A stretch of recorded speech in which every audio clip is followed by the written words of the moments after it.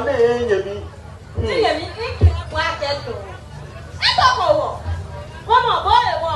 Yi ya to ne e fi ko bebe. Ti mo mi na ka. E to ko wo. Boy wo na mi abrotishin ka na sumo le ya do ni kwebu. E wo ka ye ko mo do gbe pro mi. Fra ya ko kwewo. Mo pe ti wo yemi. E wo na ti na da. Wo wo. Yemi, mi no wo. Mi o tún me ni no wo fe mi gbodu e. Yen lo. Yen no ye. Yen no ye ko ma so. E wa ko ma ke. Aka ke yi. Ko kala aga ni ani na bi ye. E aka ja me la ka mo baba o ye ja me. Ko le bu ye je. Ko clinic ye je. That said ye je me. Na kala ya. Ja ma me ye me no ka je ga ju. Ama ya kwale. Ala mi do ke yi. Yo be mo le na kan lu chi enye mi. Be ma ya ko ni ma bo ebi e. Ko ni wo ka ka susu ko ni e ba ya. Mi. Iya go. Iya nige ibe wala ga mi akole wu. Agbodu na fe, bumundu na ni e de tefeta. Ya songenya. Nige gbo wala na o friji. Tu ma wa ka te ke tu mo ma gbi. O ne no pa. Iya go. Ne no pa. Ya wo ka baba ya. Ike ya go. Anya ni wo ka la ba ya anu. Yemi ko fe no, ko fe o fe ko ba ya. What on? Ina ko mama lu. Ito ya je nya wo pe mama. Ma je le station. Mi a tu mo mama. Yo be ni ya. Aya. Hey. Wani mi che mo cho. Cha. Egbe na. Inu cho. No ifi phone again. Tina, ye no ameli tie be no. Ina enu oyi. Oda ni sumo ni fo. Lekene fo. Iye pa ya ga ma se. Ololoko, ishi ba ga na wo mama. So. Ago! Abe!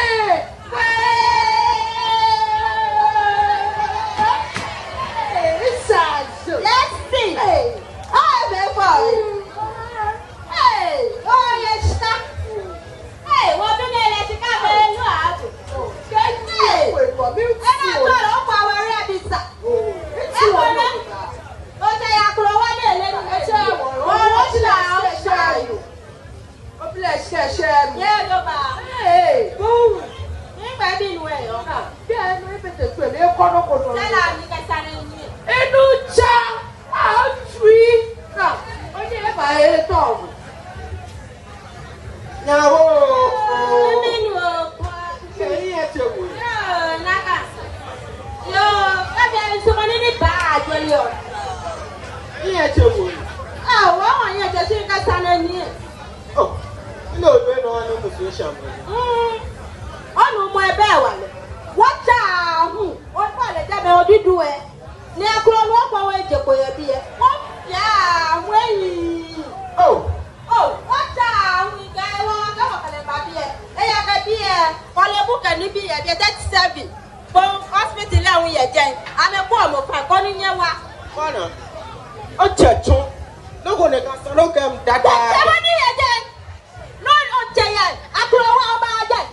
Come on, come on, be oloshale. Be ke nye me ba mi yi. O ko tu. O le ni no che yo. Come ni ye jen. Ni mi aka fubo no. Na o le ni le gbo atado go na tu. O ni.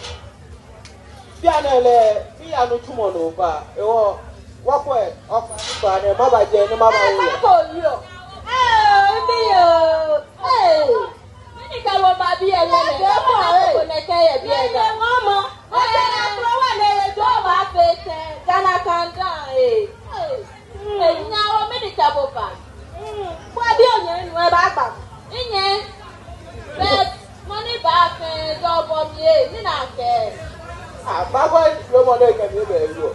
Ameta lu mo e ya, le mo le ne gbojo pa. Oh, mi no yo ni ata be wale. Ni dada nya won ye bo wo nu ba fe ko ye. Ka ni bi fu. Nye de be na ga no ko e ba to le mi ni tetefo. Ye le ye ke to ko, ni ye bi aka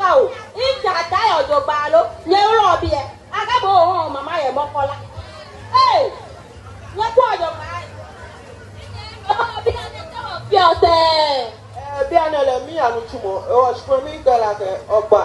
No matter what you work about, never in more few. Dabi, Nemi, catch out Abba, Sani, never in more first. Nima follow the beat. Dabi, Kariena, Olenoko, naturally. You don't know you on a level. Eyakele, they now ye beer. If I know quelle, but be any, what you are better. It was no quelle, I can tell it, and I'm but yet your body. It was no, and why I know quelle over naturally. Oh, you're now over Koriena, in no. My big one of my power better, I walk on my Nasa, yet I died in Galaba. I'm a yo now, you cannot go back there or when I got there, I go no Kpojee no.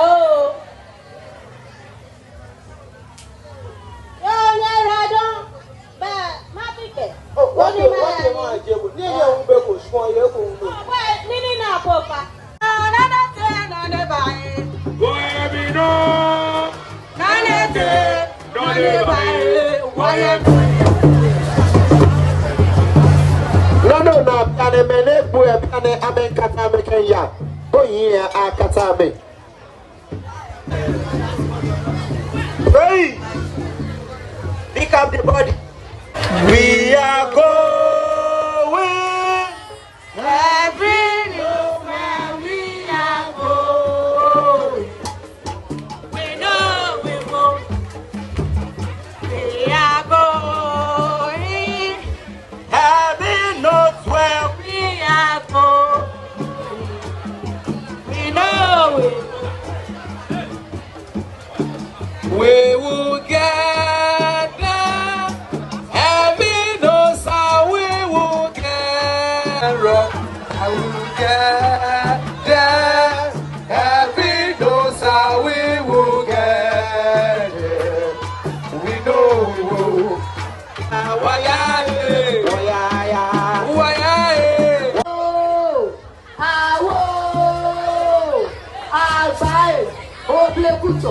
Esu, enam, maya, adiba poto, awo, mino yuemo, abotue,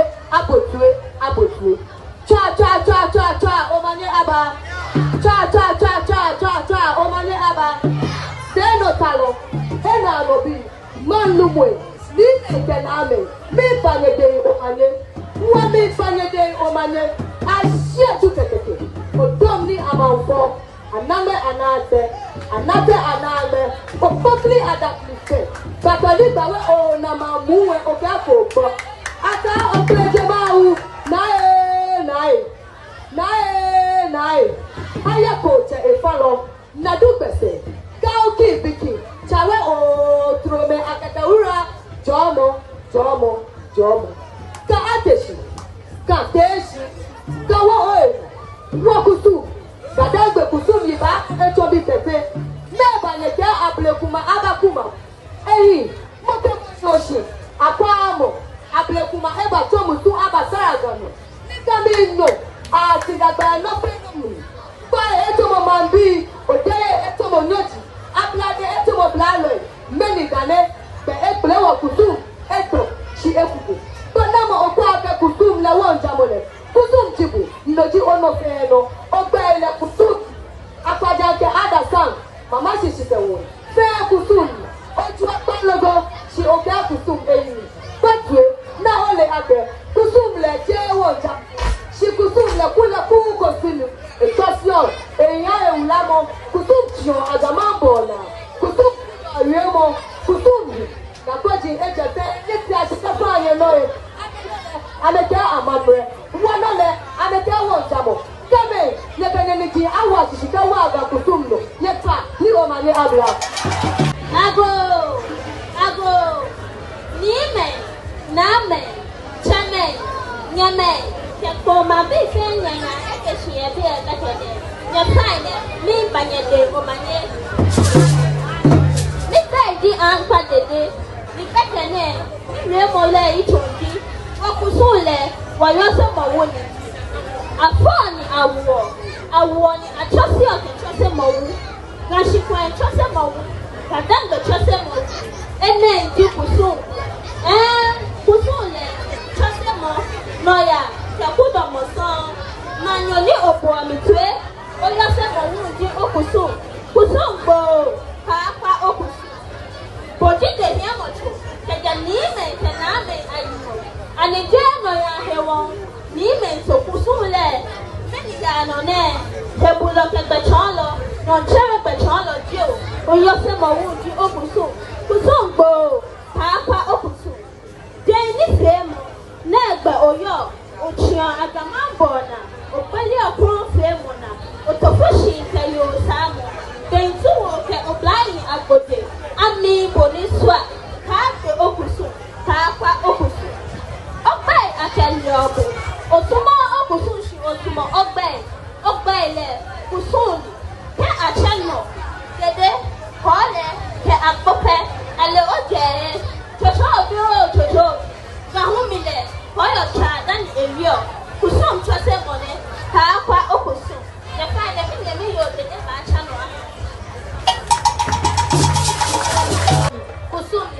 Usuni, Anyaminu, Kaatu Oswe, Oblayo, Si Odupui Aye, Fole, Agesio, Sikwehe Lamole, Enobe, Awoga Kusum Nole, Noya Soto, Kaakwa Okusum, Ani Olelo Ole, Boman Lumo, Na Oliake, Onumo Yelile, Kusumi, Nime Kaname, Yetiasi, Kebai Kusumi, Asia Dukateke, Odomi Amanfong, Anate, Opakli Adaglive, Mane, Jebo, Man Atesi, Jaku Atesi, Kebai Kusumi, Bomani Oboa Mitue, Nikana, Tekene, Oplantai, Akenine Apeku Eton Tete, Ono Giono, Tememba Ye, Bohun Obiane, Ke Onine Awoshishi, Kawoka Kusum Amasi, Kusum le, Oyose Moku, Kaakwa Okusum, Yesa, Ni Omani Abia Ope. Ako, Nime, Name, Kolumbre Fene Kushi, Yefemi Vanede Omane. Ako Kuda Nidamo Amanewe, Minute Awonti, Kakusu, Kusule, Jewon Chamo, Kusule, Kula Suni, Etaso, Enye A Ewunamo, Kusun Chia Adamambona, Kusun Kudo Yemo, Kusun, Kagodi Se, Neti Asu, Kefale Noe, Amenole, Ameke Amame, Bonole, Ameke Wontamo, Game, Neti Asu, Neteneniji Awa Asishi, Keoga Kusuno, Chani Omane Aka. Kawa kololo, no control da mose. Kawa, lebi dio, sane dio, beke dio, non dio, Jessica, woman sega. Beni omena etato, keni etamokekete, nilacha efo mosibito, nika niendo etuiswe di ake, ape manlo. No man lepo, Jessica, woman sega. Baby, baby, mene anu brado. Mamba takie ebeson. Kude lejipo mantiase. Makono jilebi. Saneye, spageye. Jessica, woman sega. Namu hetaneji ene. Watate testega. Nime kename asegale. Nana kantua bi kenana susu bi. Nana dada kenana kokodo asegale. Amenango afue. Jessica, woman sega. Ble masega ke obudu. Safeta ke sai. Ketema. Adam ke angula. Mene kokwa bi le ene. Jak plania ni bedon. Yo benene. Afo sega. Woman sega. Beni nyonjere ekpasako. Ni ata tudore si baba o. Ni koyo ekponga o le. Nomli na yo mogba kokwa bi ble masajine. Beni nene okumo na kwete ni me anye. Keba le sega. Keba to sega shine.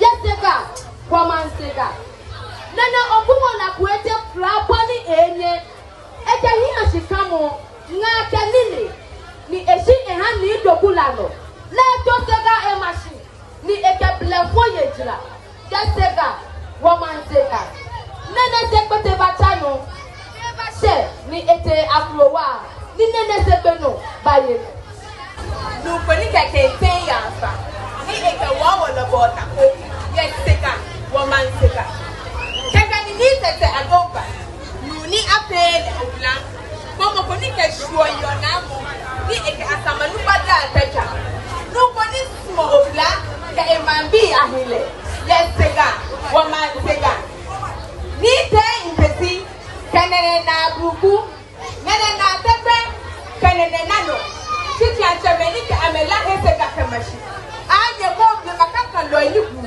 yes sega woman sega keke ni benale chenene ambokete kude bi ete bela mliye he plemo ke enjoy do mo ha afenfa ke adamu afabu ye nyanu ase ke taw yeli ke bo amo ye benale ko mo hewo yes sega woman sega afi baba so nyuma apeye nyanu ase then eke afabu ma cha akoti apehie ke hie ni eke etaw mo ni fo ehie normally le akwamu kega abuapa kotoku ke pantefeta adowa wulu ni anshi ana abekuloye saine ami apeje eheshi aketache ekani anako isaso pain efeye akwamu ke hegbe apenya nko afre kotoku tale ni agbe kotoku etole sekakita ke menene yesega woman sega nene amokete ku ye manche shi elumoyedi eyaja nani petesele ale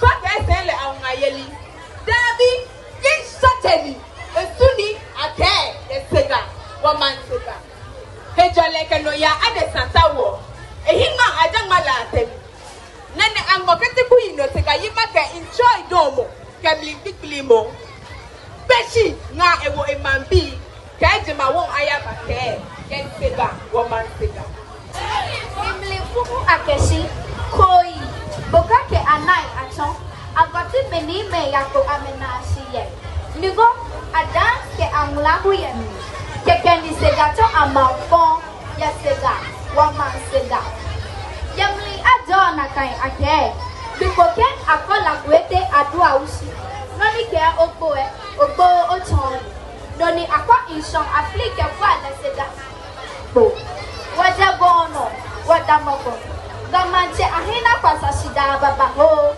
asapache antie atukete akwiape manche nene ope eku atresumo koni eye ebu aketa osiga sanele na doni ekwiape tetukwa bonke obobi jefata asapache antie kete akwamu manche daku akonomo eda kemi hie eyi ni ayi etwe asapuache apenya kwa mfrebi dote hinga pe atone akwamu manche akono ke eja ese eja ke babiloba epete mlen loke kule dote ai asapuache ye etena jan ye akwamu ya na ede atulu mo yeli bi ne awo beni manche dote sesi eche oke ewi bi ku amese kete ekwiape fabi ke ameshigbe mo ele amewoe lodi ante kwake obobi seshi yeko womanko mancha dote sesi eche fante we bi ko me fakaje otubatone boyne ehere atu eja ake mokamo huono ni eyawe nwete opare nyeko ene anyie ni jama won nadu amekeba bla yeko womanko amema kusu otufo ketetia ameshi no hale sega here ame atu shita atoaha ame ni alata ache ame mancha kwa ameji ni lekita ameshada afike cho ameshiba yeko womanko numo tete we yo kejesa le eshi aye akera e wo fadote ke mamancha kweshi ni mane atole san shile fanta wala no apia ekenshi akeko numa tete we yo kejesa le eshi aye akera e wo fadote ke mamancha kweshi ni mane atole san shile fanta wala no apia ekenshi akeko eja akeko ni ayo shite ayo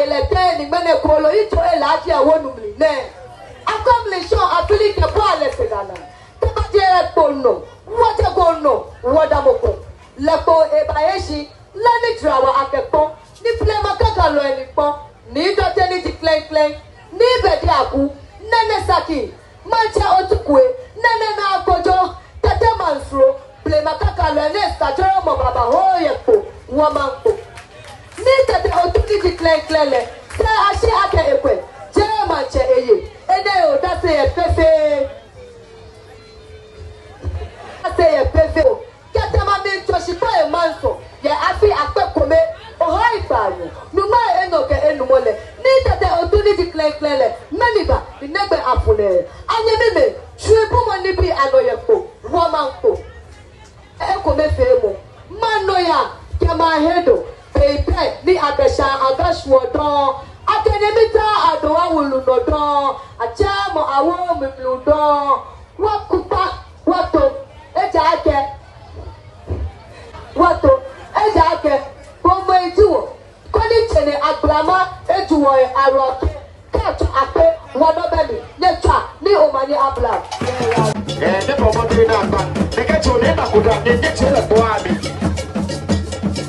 ade only that day here the show so well na so ni that go ni that dey abi sa ka do e share me sa ko we share me sa le you sa no le baba ku chem fe ba ku do sa wo for ba na ye je it that fine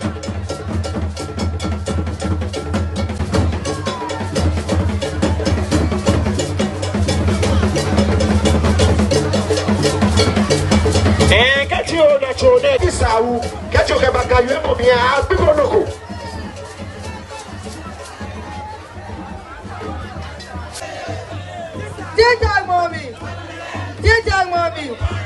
Jija mommy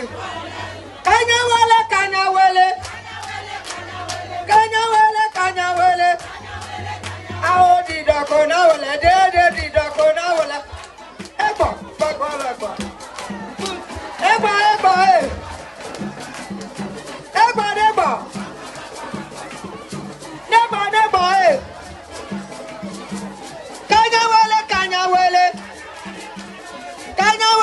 kanya wele di doko na wele de di doko na wele ko ebo gbagbalagba adawa kale kalo sanfi kalo gbemi tejema kalo son throwing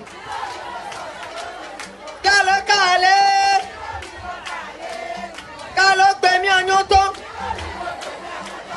kalo sanfi kalo gbemi anyoto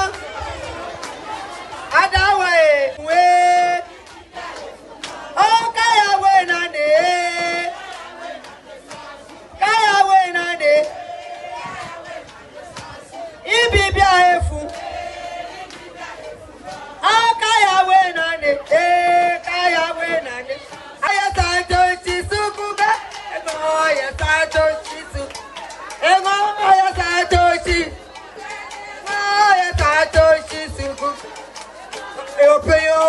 Eopo asomo ewu ya jame eopo asomo ewu ya jame asomo ewu ya jame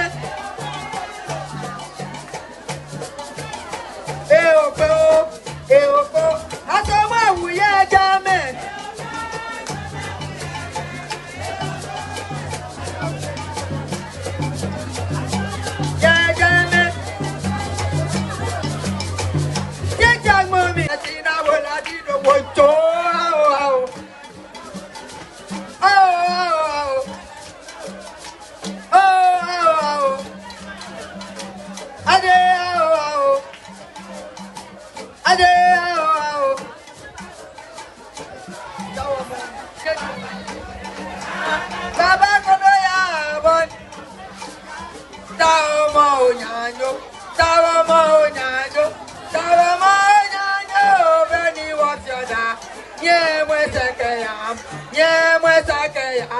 Nye mwe sakaya mo beni wa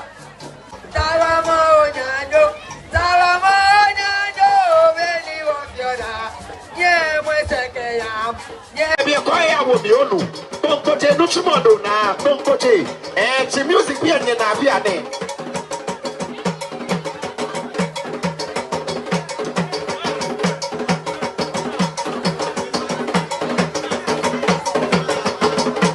o fa ne ka e fe mo fa no ta te so de wa ka wa me yenya so de ka wa me yenya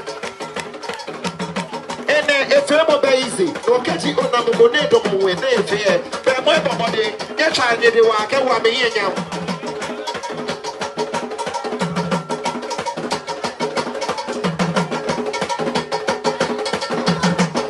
the music in the yacht land here, and then on that tracula, I'm afraid of only a four, and I'm quite a face, much more on it.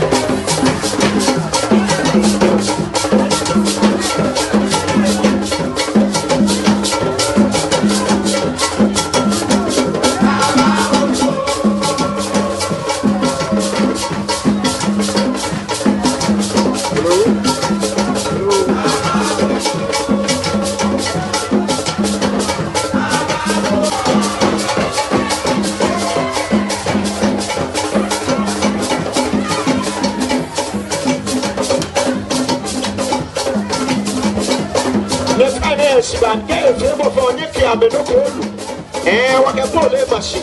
Ubanyo baki amenoko award.